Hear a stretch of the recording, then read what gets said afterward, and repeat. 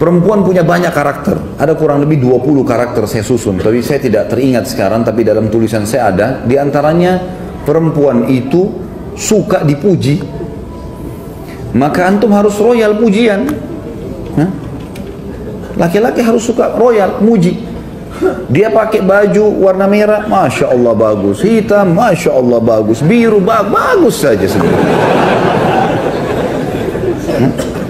Rugi nggak antum muji?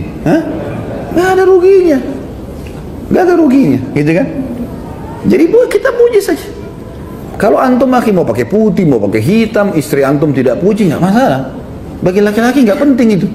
Kalau istri bilang, oh ganteng ya, oh iya, dia biasa saja. Kalau perempuan lain, emang suka dipuji, harus puji, gitu kan? Masakan enak, oh Masya Allah enak. Asin pun, Masya Allah. Enak ya, Masya Allah, enak. Tapi besok kurangin garamnya sedikit. Nggak apa-apa, puji dulu. Supaya dia mau masak. Perempuan pakai perasaan, sekalian tuh bilang, nggak enak, besok nggak masak. Kenapa nggak masak? Kan nggak enak masakan saya. Nah. Suka dipuji, ya. Yang kedua, karakter perempuan itu suka mengulang-ulang sesuatu. Kenapa perempuan teman-teman setelah menikah sama antum, dia suka minta pulang ke orang tuanya, sebentar-sebentar pulang ke ibu, pulang ke ayah, mudik, terus menerusin, rutin. Kenapa? Karena ada kenangan di sana. Dia punya kamarnya waktu masih gadis, dia punya tetangganya, pohon di belakang rumah dia masih ingat. Kalau antum sudah pindah Jakarta sudah lupa semua tuh laki-laki kan? Ini perempuan diingat, suka kenangan berulang. Nah, jangan antum jenuh, karena nanti lawannya karakter laki-laki itu mudah jenuh. Kalau dia minta diantar ke tempat yang sama, jenis makanan yang sama, tidak apa-apa, antar saja, nggak ada ruginya. Karena memang dia suka sesuatu yang terulang. Antum pernah kasih bunga sekali, dia berharap bunga itu dikasih seumur hidup, diulang-ulang terus. Kalau antum dikasih sepatu sama istri, tidak berharap dikasih sepatu lagi nanti, ganti yang lain. Kalau perempuan tidak, memang suka terulang. Jelas ini? Yang bujang juga dapat manfaat lah. Sebenarnya ini cuma rahasia internal kita saja ya. Yang ketiga, suka diperhatikan.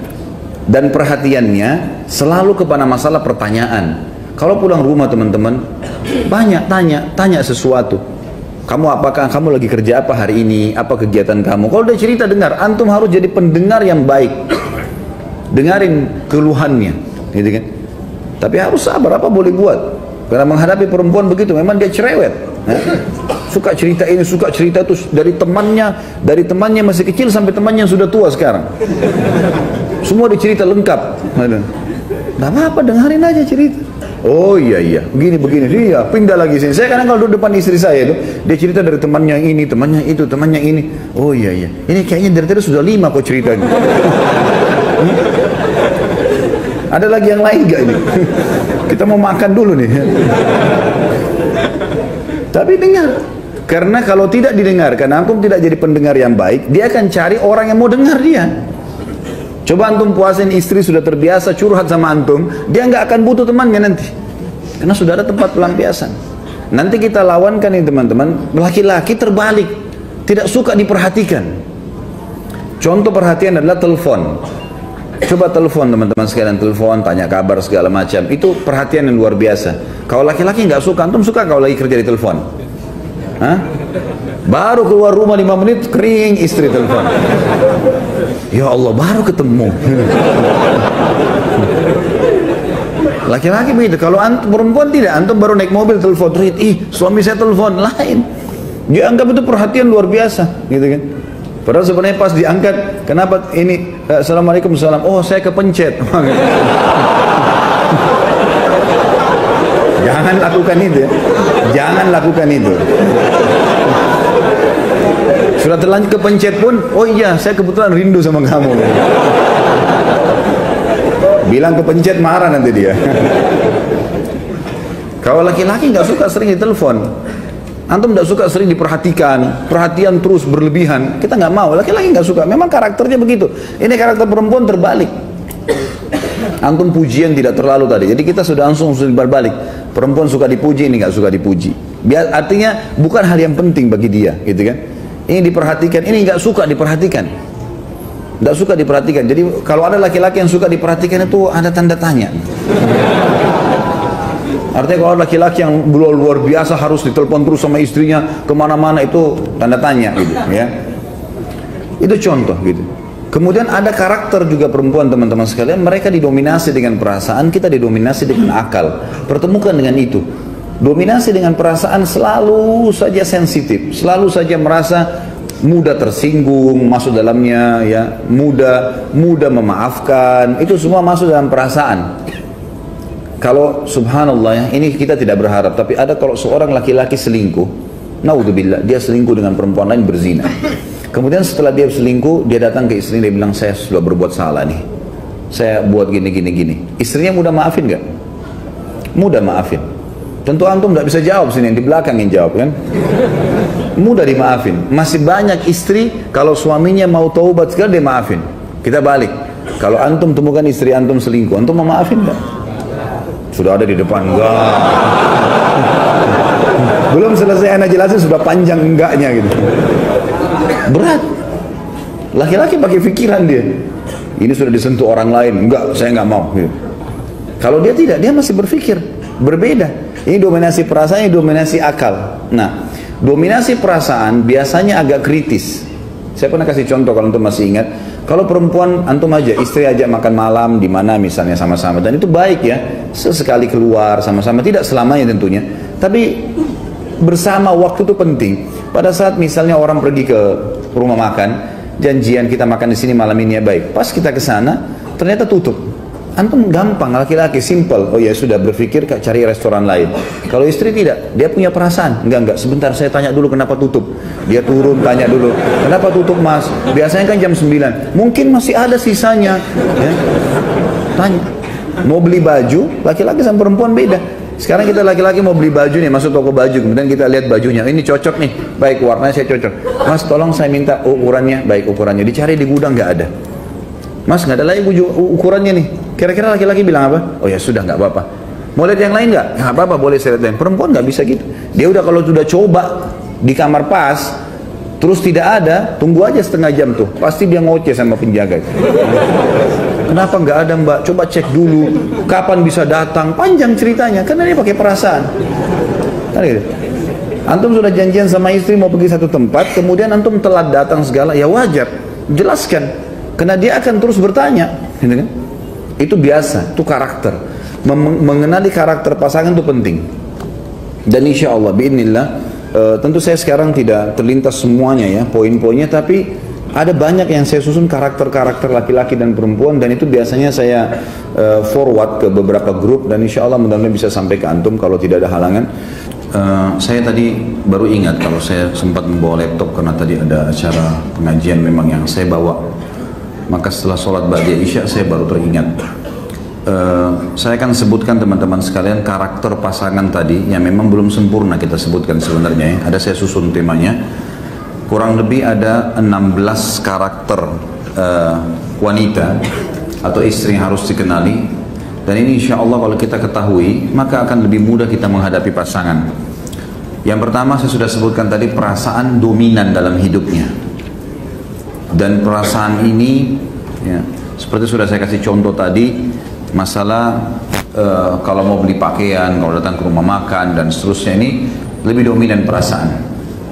Sudah saya kasih contoh. Yang kedua, salah satu karakter wanita adalah tanda kutip ya di sini ya. Ada sifat pendendam. Pendendam tapi tanda kutip. Maksudnya di sini pendendamnya seperti ini contohnya. Jadi saya kalau masih ingat pernah saya kasih contohnya ya, tapi saya ingatkan lagi. Seperti kalau seseorang laki-laki suami bertengkar sama istrinya, maka kalau ada kata-kata misal yang kurang baik di SMS ya, di berita atau di WBB atau di WA, seringkali kata-kata itu kalau seorang suami sifat laki-laki karena dia menggunakan akal, dia kalau baca dia marah, tapi setelah itu selesai. Saya yakin kalau ada di sini pernah bertengkar sama istrinya, Saya sangat yakin SMS yang pernah dikirim oleh istri antum, antum sudah hapus. Kalau laki-laki, mungkin 3 hari, seminggu, nggak pernah antum simpan. Ada nggak sih laki-laki, mungkin keluar dari normal tuh ya, dia simpan SMS istrinya setahun misalnya. Hah? Ada yang pernah simpan sampai 1 tahun isi SMS istrinya, mungkin kalau dia pernah marah. Sehari, 2 hari, seminggu sudah jenuh antum, dihapus. Tapi kalau perempuan tidak, ada simpan tanda kutip tadi pendendam. SMS yang tahun lalu dia masih simpan. Kalau perlu 10 tahun lalu masih ada. Disimpan. Jadi kalau lagi tenang, lagi duduk, pernah begini-begini. Kapan itu? Pernah, ini buktinya, dilihatin. Nah berarti kalau sedang menghadapi istri dan terjadi pertengkaran, jangan banyak-banyak SMS. Baca, tidak usah balas. Nanti kalau ketemu baru ngobrol. Karena itu jadi data, nanti disimpan sama dia. Bahkan ada sekarang ini berkembang teknologi, banyak istri kalau ngomong sama suami direkam, diam-diam. Jadi antum cek dulu dekat ranjang, ada alat perekam nggak? Yang ketiga, sulit berterima kasih. Emang sifat perempuan itu. Jadi sebesar apapun pengorbanan kita, dia terima kasih pada saat itu, setelahnya sudah selesai. Bahkan bisa dilupain kebaikan itu. Jadi beda dengan sesuatu yang sifatnya dia dendam, dia sakit hati, maka disimpan lama-lama. Tapi kalau kebaikan orang dilupain. Makanya sabda Nabi SAW, hadis yang sahih, ya, wanita itu kalau kau berbuat baik padanya, kata Nabi SAW, hadis secara global tentunya ya, kalau kau berbuat baik padanya 1 abad itu 100 tahun ya, kemudian dia melihat kepadamu 1 kesalahan saja, maka dia akan mengatakan, saya tidak pernah melihat kebaikan dari kamu selamanya. Jadi jangan heran, kebaikan apapun antum tumpuk-tumpukin setiap hari, nggak disebutin, nggak diingat, itu biasa. Karena itu karakter, itu sesuatu bawaan dia, gitu loh. Tentu ini semua akan bisa dikontrol dengan keimanan ya. Kita sebutkan karakter ini, tujuannya agar kalau sesuai dengan agama kita dukung, tidak sesuai agama kita ingatkan, tapi ini karakter umumnya. Sulit berterima kasih.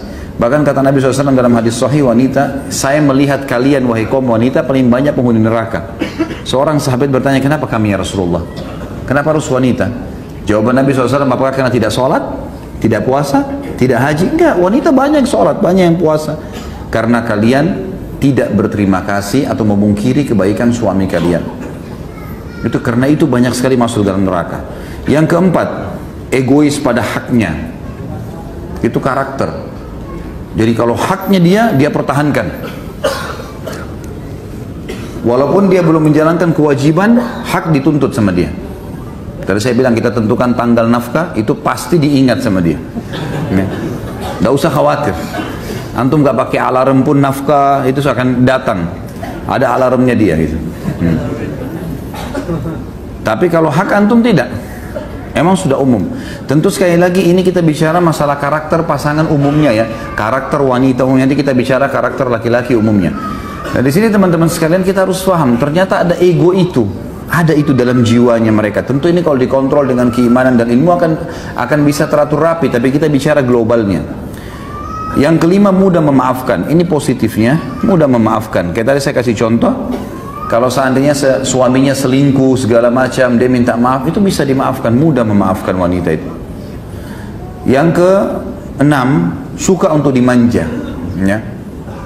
Suka dimanja, suka diajak bercanda, itu sudah umum, itu sifat wanita. Dan saya bilang tadi jangan dibalik ya. Laki-laki jangan pernah manja, tapi memanjakan, ya. Kalau yang suka manja-manja ini perlu sunat kembali. Yang ketujuh, wanita itu suka untuk dicumbui atau dirangsang, itu umum. Jadi memang laki-laki, antum walaupun pada satu waktu ada syahwat yang besar lagi pengen, jangan buru-buru. Karena dia suka kalau dia dirangsang, dia dicandain, dan itu memang sudah biasa, dan ini sudah umum tentunya. Kemudian yang kedelapan, suka dipuji dan disanjung. Ini sudah saya sebutkan tadi. Suka sekali dipuji, apapun yang dia berikan, masakannya, pakaiannya, segala macam lah, dipuji ya. Yang kesembilan, suka diperhatikan, dan ini sudah saya sebutkan juga tadi. Termasuk di sini adalah telepon, tanya kabar dan seterusnya, ini sudah biasa. Kemudian yang kesepuluh, suka dilindungi. Jadi perempuan itu lebih suka kalau berjalan dia dilindungi di belakang, dia selalu merasa aman, dilindungi. Tentu kalau antum laki-laki tidak suka kalau istri antum jalan di depan, ya. Merasa terganggu kejantanannya gitu. Kalau masih jantan, ya. Allahu alam ini, karena di Indonesia ini subhanallah yang banci-banci ini juga di orbit, ya, yang sudah hilang kejantanannya. Kemudian yang ke-11, suka ditraktir, belanjain. Hah? Ketawa di belakang. Dia sudah alamnya memang itu. Benar kan? Suka ditraktir. Kalau antum biasa kalau makan terus istri mau bayar kan punya harga diri. Enggak, jangan. Kalau dia suka, belanjain aja, enggak hilang marahnya itu. Kalau lagi marah-marah, kita mau belanja apa ya, kita ajak keluar. Yang ke-12, lamban dan lelet. Jadi kalau mau janjian sama istri keluar 2 jam sebelumnya, siap-siap ya. Nggak bisa kayak antum itu. Mau keluar, oke baik saya jalan sekarang. Sudah pakai langsung jalan, naik motor keluar. Nggak bisa perempuan begitu.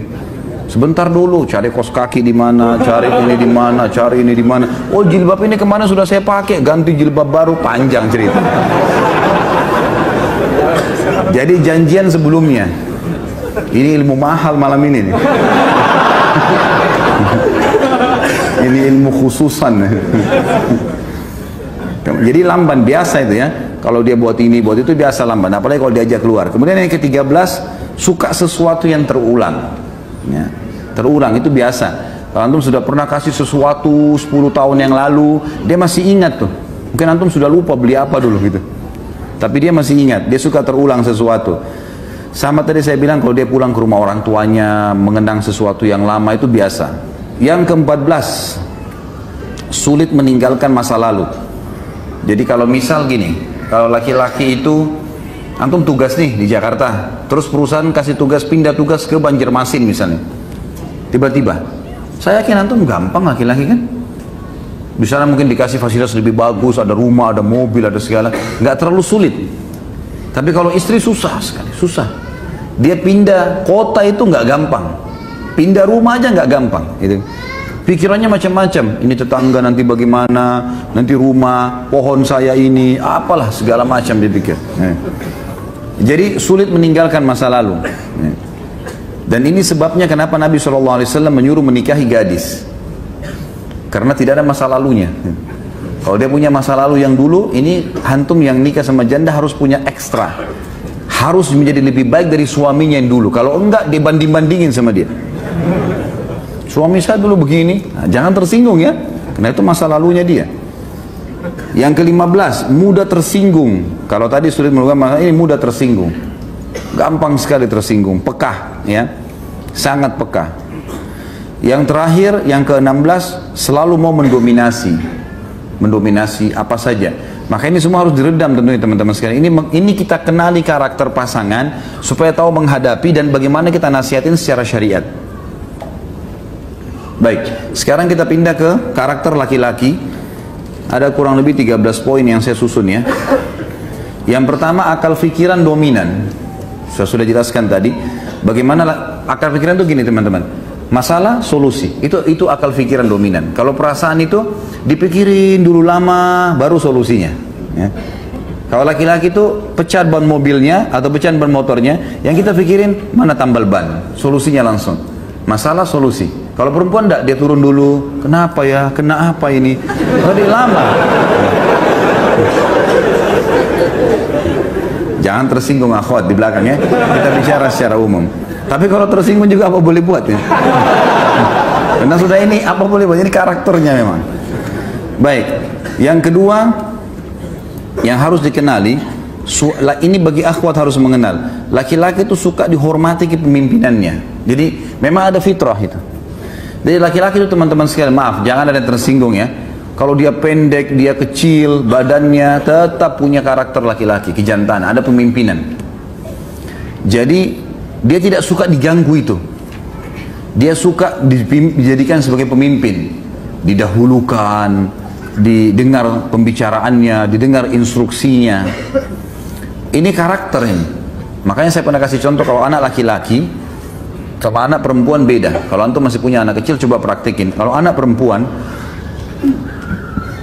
kita berikan makanan teman-teman sekalian, taruh di piring, sedikit antum bukan dilempar ya, tapi sedikit disentak piring itu di depannya, silakan makan nak.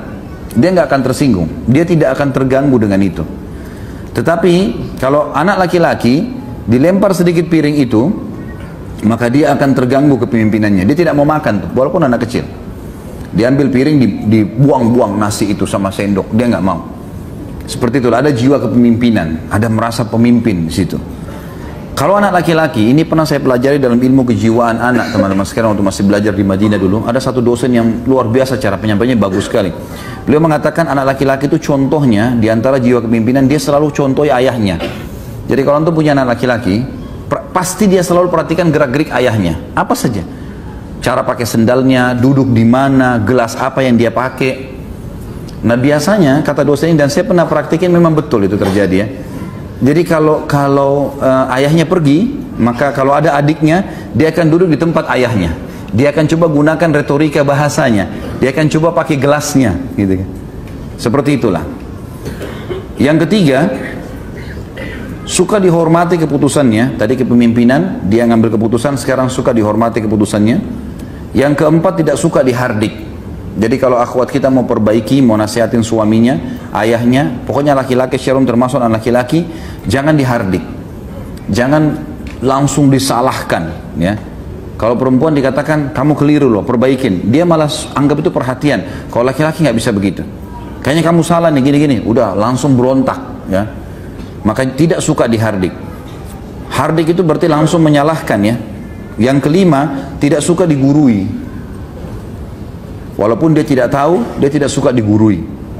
Maka biasanya retorika yang saya ajarkan kepada akhwat atau seorang istri menghadapi suami, dia usahakan seperti orang yang bertanya, tapi sebenarnya sedang ingin memberikan nasihat kepada suaminya.